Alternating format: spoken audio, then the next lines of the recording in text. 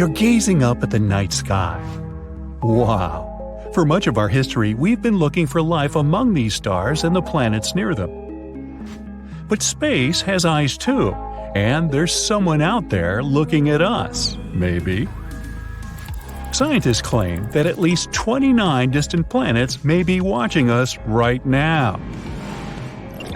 So comb your hair and smile. We've so far identified at least 1,715 neighboring star systems in the Milky Way that can detect our planet with conventional telescopes. These stars are located in our galaxy. So if they were to point their telescopes at our Sun, sooner or later they would see a small dot that passes between our home star and the observer. This is called a transit. It's a method of detecting planets in astronomy. For example, you can observe transit phenomenon right at home with a telescope. You have to point it at the Sun and wait. Then you'll see Mercury. That's the closest planet to the Sun, and now you see it as a small dot. Mercury transit process can last about 5 hours, and this phenomenon happens about 14 times in a century. You'll be able to observe the next transit on November 13, 2032. Mark your calendar. Likewise, you can observe Venus, the second planet from the Sun, but because it's farther away, its transits are less frequent. The last one was in 2004 and 2012. The next pair of transits is expected in 2117 and 2125. Hey, I won't be around then. So these star systems have the opportunity to observe our planet. But long-range telescopes work a little differently. Actually, the observer will not see a black dot with the Sun in the background. The telescope will measure the brightness of our star. When Earth begins its transit between the Sun and the observer, the telescope will record a slight drop in the brightness of the star because our planet is blocking the path of the Sun's rays. Those faraway scientists of extraterrestrial civilizations will be able to calculate this drop in brightness and determine the size of our planet. But not all 1,700-plus star systems may have extraterrestrial life. Scientists have narrowed it down to 29 planets near some of these stars. They're potentially habitable. That means these planets are roughly Earth-like in size and within the habitable zone of their host star. That means they're not too close to the star, so it's not too hot for potential life. The water doesn't evaporate there like in a boiling pot. And they're not too far away, so it's not too cold and the water doesn't freeze into thick sheets of ice. And since water is the basis of life, we can assume that civilization might exist there. Theoretically, these planets could have seen Earth transits in the last 5,000 years. So, while we were building the pyramids of Giza or Stonehenge, an extraterrestrial civilization may have been watching us. One of these planets is only 11 light-years from our home. Near the Ross 128 star, a red dwarf in the constellation Virgo. There's an exoplanet about twice the size of Earth and right in the habitable zone of its host star. Theoretically, the inhabitants of this planet could see Earth transit the Sun on a regular basis for 2,000 years. But about 900 years ago, the planet lost its position and can no longer continue observation. The other planet where Earth can be seen transiting is 12.5 light-years away, near the star called Teegarden. The window for observing our planet will open there in about 29 years. We're betting heavily on the TRAPPIST-1 star system. It hosts at least 7 exoplanets, almost like our solar system. And 4 of them are in the habitable zone of the star. But they won't be able to start observing Earth until 16 centuries from now. But we can try to make contact with these planets right now. They're all close enough to us to pick up our radio signals.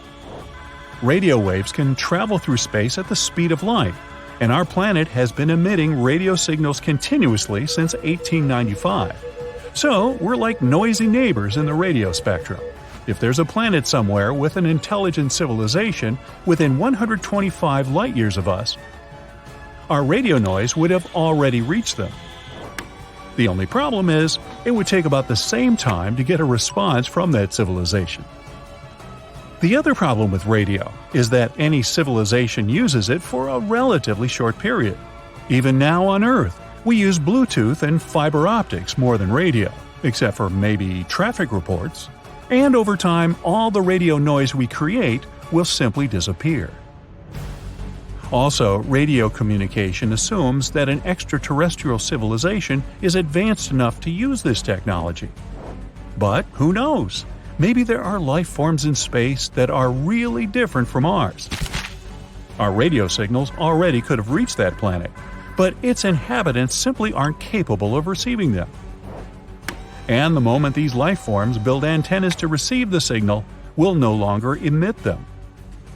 But we don't lose hope, and we even send encrypted radio signals into space to communicate with extraterrestrial civilizations. In 1974, we sent the Arecibo message into interstellar space. If some civilization can decipher it, they'll get a rectangle like this. It has all the information about humanity. At the top is our number system, then the atomic numbers, and then our DNA, which is pictured below. Then a human being itself, of course. Below is a diagram of our solar system. Earth, the third planet from the Sun, is slightly elevated. This is how the extraterrestrial civilization will understand which planet this message came from. Below is a diagram of the Arecibo radio telescope itself. Another option how to deliver a message to a distant planet is to literally send a mail delivery there. It could be a space probe. And we've already done that. These are Voyagers 1 and 2. They were launched in 1977 and are still operational. In 2012, Voyager 1 became the first ever human-made object in interstellar space. It travels to distant stars and carries a message written on a golden record. The disk contains greetings in 55 Earth languages, a lot of music from different parts of our planet, different sounds like ocean noise, human voices, and animal sounds. In addition, there are 116 images on the record. These are pictures of people and earthly landscapes. In these pictures, there's information about the Sun and our DNA. The record case contains instructions and a needle to play the record. There's also a map of our galaxy's pulsars so that astronomers from an extraterrestrial civilization can find our solar system. The main disadvantage of sending a message this way is time. Voyager 1 will reach its first stop, the Gliese 445 star, in 40,000 years. Voyager 2 will reach the Ross 248 star in 42,000 years. And in about 296,000 years, it'll pass Sirius, the brightest star in the night sky. I can't wait. Also, an extraterrestrial civilization can detect us with calculations and formulas. All it takes is a little observation of the Sun. In star systems with planets, the host star doesn't stand still. It rotates around a small orbit. This is because the heavy star attracts the planet, but the planet also has its own gravity and resists. This shifts the star a little and causes it to orbit around. An extraterrestrial civilization can calculate this shift of the Sun and determine the mass of the planets near the star. Using such a method, astronomers were able to find 548 exoplanets. Now suppose we made contact with an extraterrestrial civilization near the closest star, Proxima Centauri. There's indeed an exoplanet there, but radiation from the host star would destroy any life forms. But imagine we still got a return signal. It would be the slowest chat in history, because our message would take 4.2 years to reach the planet, and we'd have to wait another 4.2 years to get a response. And so we arranged to meet. This civilization doesn't know how to fly into space. So we have to take the first step. Although Proxima Centauri is the closest star to our solar system, it takes about 73,000 years to travel there by conventional rocket. So we have to learn to travel at the speed of light. But even then, it would take 4.2 years to travel there. Imagine if we found extraterrestrial life on the other side of the Milky Way. Our galaxy is 100,000 light-years wide. So the journey from edge to edge would take 100 millennia. So, we either have to cheat the laws of physics or transfer all of human civilization to a giant spaceship that will travel from star to star for thousands of years. And when it launches from Earth, only the great and many more greats of the first crew will be able to see another star system from the spaceship portal. Hey, can you move your head? I'm trying to see out the window. 2022 and 2023 have been landmark years for discovering new, fascinating worlds. Last year, NASA surpassed 5,000 confirmed exoplanets. The list is incredibly diverse. It includes rocky super-Earths, gas giants like Jupiter, ice giants like Neptune, and so on. And this is just the beginning. There might be more than 1 trillion exoplanets in our galaxy alone. But the most important question is, how many of them are habitable, for us? Are there any planets on this list that could have life on them? Or that could be a future home for us? Of course there are. And in 2022-2023, we found as many as 5 of them. So buckle up and hang on for a wild ride beyond our solar system. The first planet on our list is Wolf 1069b, a boring and stodgy designation. So I'll simply nickname it Wolfie, because hey, who's going to stop me, NASA? A new study conducted by 50 starry-eyed astronomers confirmed something awesome.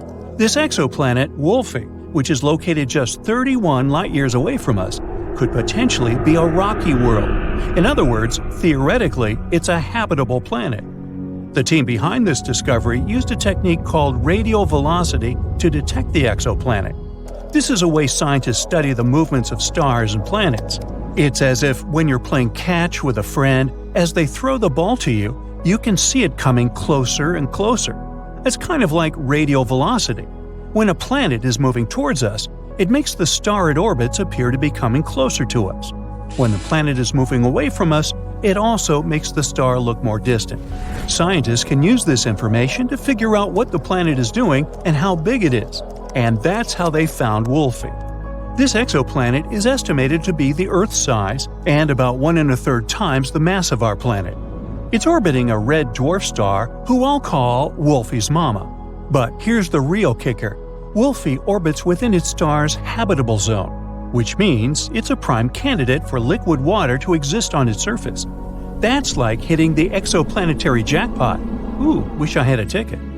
The study estimates that if Wolfie does have an Earth-like atmosphere, temperatures could rise as high as 55 degrees Fahrenheit, which would mean liquid water could pool on the planet's day side. But here's the catch. The exoplanet is tidally locked to its star, meaning that the same side always faces the star. Just imagine, one side of the planet is always basked in the warmth of its star, while the other is in eternal darkness. Like middle school. Just kidding. The team behind the discovery believes it's a prime candidate for further studies, but we'll probably have to wait another 10 years for answers. Until then, we'll just have to keep searching the skies with our telescopes and crossed fingers. Our next planet is TOI 700e. What's a good nickname? NASA has just discovered a new planet that's set to take the galaxies by storm, or shall we say by orbit. I'll nickname it Toys Were Us. It's almost the size of Earth, most likely has liquid water on its surface, and it's only 100 light-years away. We're not talking about a road trip, of course, but this is close enough in the grand scheme of things. Toys Were Us is the 4th planet in its system, and it's got a bit of a short orbit, just 28 days to circle its star. Well, at least you would have a birthday every month. Hooray! This time, the discovery was made using the transit method. Planets themselves are incredibly small and hard to detect, but when a planet is in front of its star, it blocks some of the light coming from it, making it look a little bit dimmer. As soon as the planet moves away, the star gets brighter again. So, to find the planet, scientists watch very carefully to see if the star's brightness changes. If it does, that means there's probably a planet playing hide-and-seek with us. And that's how they discovered Toys Were Us. The TESS mission discovered it. It discovered 66 new exoplanets and 2,100 more candidates waiting to be confirmed. TESS has been very busy creating imaging for 75% of the sky. Talk about efficiency. Toys Were Us is located in the optimistic habitable zone, between planets C and D, But it may be tidally locked, just like Wolfie, so we might have to settle for a one-sided water world. The discovery of Toys Were Us is a promising prospect for future follow-up observations, and it demonstrates the potential for TESS to find even smaller exoplanets in the future. Who knows? It may find a new home for humanity among the stars one day, or at least a new vacation spot. Next, we have twins GJ1002b and GJ1002c. The galaxy just got a little bit closer to us with the discovery of two exoplanets, which I'll nickname Hansel and Gretel, that are just a stone's throw away from our solar system. That's right, these two Earth-like planets are located less than 16 light-years away, which is just a hop, skip, and a jump in space terms. For comparison, Proxima Centauri b is the closest Earth-mass exoplanet at 4.2 light-years away. So, these two new neighbors are among the closest to us. They both orbit a red dwarf star with barely 1/8 the mass of the Sun. It's quite cool and faint, but that's okay, since both planets are very close to it. Hansel takes 10 days to orbit its star, while Gretel takes just over 21 days. Even more birthdays, I guess. The discovery was made by an international scientific team and was no small feat. The team had to work together with two instruments, espresso and Carmini's. The result? A cafe latte. Nah. What they got were measurements so accurate, you could practically count the number of craters on the planet's surfaces. The big deal is, the planets are located in the habitable zone of their star and are just the right size, making them excellent candidates for future atmospheric studies. The lead author says, "Nature seems bent on showing us that Earth-like planets are very common. With these two, we now know 7 in planetary systems quite near to the Sun." Who knew our neighbors could be so friendly? In conclusion, the discovery of Hansel and Gretel is a giant leap for humankind. So let's all raise a glass of H2O, or whatever they drink on exoplanets, and celebrate it. The last planet on our list is LP890-9c, which I'll call Bob. This super-Earth, located about 98 light-years away, is roughly 40% larger than our home planet. Moreover, it has a twin, which I'll nickname Ray, which is up to 75% larger than Earth. More space is always good, right? The two planets orbit around the red dwarf star. Unfortunately, Ray is quite hot to the touch, with an estimated temperature of 253 degrees Fahrenheit, so don't touch. Its sibling, Bob, is located in the habitable zone of its star, making it a prime candidate for the potential of life. But let's remember that the actual temperature of the planets depends on their atmospheres. It's possible that Bob, being the outermost planet, has a runaway greenhouse effect, making it more like Venus than Earth. So it might be too hot to be habitable at all. But let's not lose hope yet. The James Webb Space Telescope, launched in December 2021, is on the case.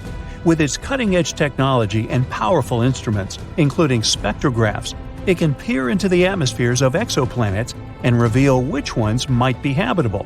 So let's see what it discovers. This planet has been listed as the second most favorable habitable zone terrestrial planet. Now it's on the list with 7 other Earth-like planets, all about 40 light-years away from us. Maybe they'll become our new homes in the future. Maybe we should fix the home we have. But until then, enjoy this moment and celebrate all these new discoveries. Who knows how many more planets we'll find in the future, considering how much technology develops each year? Thousands? Millions? Meanwhile, Bob and Ray, Hansel and Gretel, Toys Were Us, Wolfie and her mama will all be out there waiting for us. Hop on! I've prepared a tour around Earth's fellow planets. Let's start with Mercury, the smallest planet in the solar system. During the day, the temperature on the surface of this planet can reach 800 degrees Fahrenheit, and during the night, it can drop to negative 290 degrees Fahrenheit. The temperatures here are so extreme because the planet has no atmosphere. Instead of it, Mercury has a thin exosphere. That's one of the reasons why Mercury is not habitable. The temperatures and solar radiation are too extreme for any organism to survive there. Now let's imagine there's a way to live on Mercury. Then what would life there look like? Mercury's surface resembles that of the Moon. Over time, meteorites left lots of marks on it. Unlike the Moon's surface, Mercury is grayish-brown. Now look up. The Sun on Mercury would appear almost 3 times as large as it does on Earth. The sunlight would be almost 7 times brighter. I wonder what type of sunglasses people would wear if we lived there. Can life appear on this planet in the future?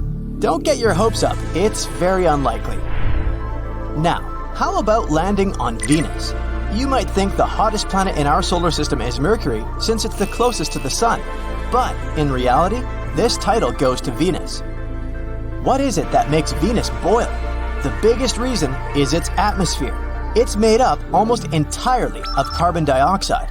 The atmosphere is so thick that it leads to the planet warming up non-stop. Basically, the gases in the atmosphere prevent thermal radiation from leaving Venus. So, the planet simply can't cool down. The water on its surface constantly turns into vapor. If the surface of Venus was food, then its atmosphere would be the microwave. That's why the temperatures in this world can go up to 870 degrees Fahrenheit. What would it be like to live on Venus? On Earth, seasons change because of the planet's tilt, but Venus doesn't experience any significant changes throughout the year. Things are pretty constant at night and during the day too. And what about the view of the sky? The clouds on Venus appear yellow or bright white. They're mostly made of poisonous sulfuric acid, but then why does Venus appear reddish-orange when you look at it from Earth? Talking about the true colors of planets can be a tricky business. The hue of a space body might be different when you look at it from another planet. If we traveled all the way to Venus, a reddish-brown surface would welcome us. The molecules of carbon dioxide and sulfuric acid block sunlight coming into Venus's surface, hence the reddish-orange color of the planet. Oh, and did you know that Venus is often called Earth's twin? Both planets are nearly equal in size. Both have relatively young surfaces and thick atmospheres with clouds.